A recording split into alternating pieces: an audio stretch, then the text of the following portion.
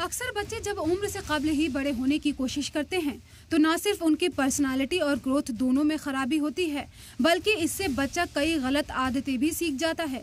इसका जिक्र आज हम इसलिए कर रहे हैं कि आजकल हमारे बीच, हमारे घरे में मौजूद हमारा लाडला हमसे ज्यादा मॉडर्न है, हमसे ज्यादा एडवांस हो रहा है, हमसे ज्यादा जानकारी हासिल कर रहा है, क्योंकि उसके हाथ में एक ऐसा हथियार है जो उसे बिगाड़ने के लिए काफी है, और वह हथियार है मोबाइल फोन।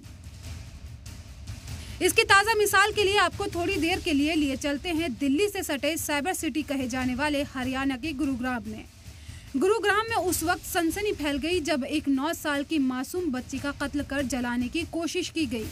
मासूम बच्ची का कत्ल कर जलाने की कोशिश भी 16 साल के एक नाबालिग ने ही की। गुरुग्राम के सेक्टर 107 की एक सोसाइटी में इस वारदात को अंजाम दिया गया।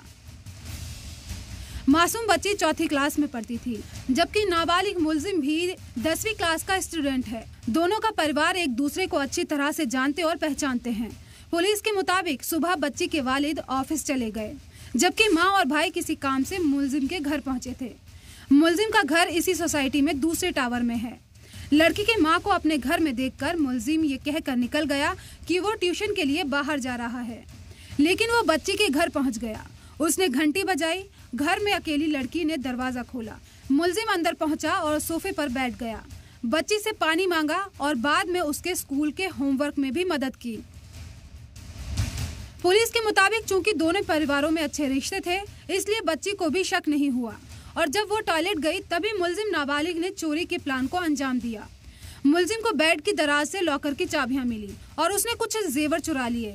इसी बीच बच्ची टॉयलेट से बाहर आ गई और उसने जेवर चोरी करते देखकर मुखालफत की।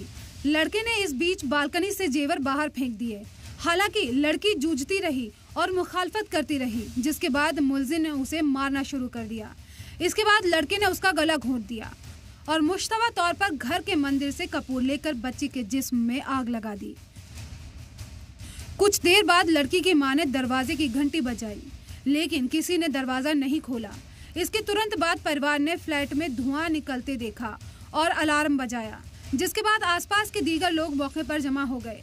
बाद में पड़ोसी बालकनी से फ्लैट में दाखिल हुए और लड़की को मरी हुई और आधी जली हुई हालत में पाया, जबकि नाबालिग कातिल एक कोने में बैठा था।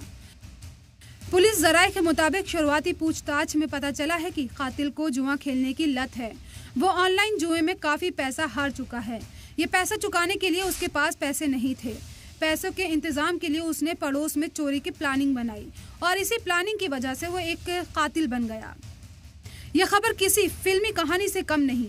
आप खुद एक बार सोच कर देखिए कि बच्ची की मां ने कभी सपने में भी नहीं सोचा होगा कि वो जिस पड़ोसी के घर में है, उसी पड़ोसी के घर का लाडला उसकी जिंदगी यानी फूल जैसी बेटी को कत्ल करने के लिए उसकी नजरों के सामने से निकल रहा है।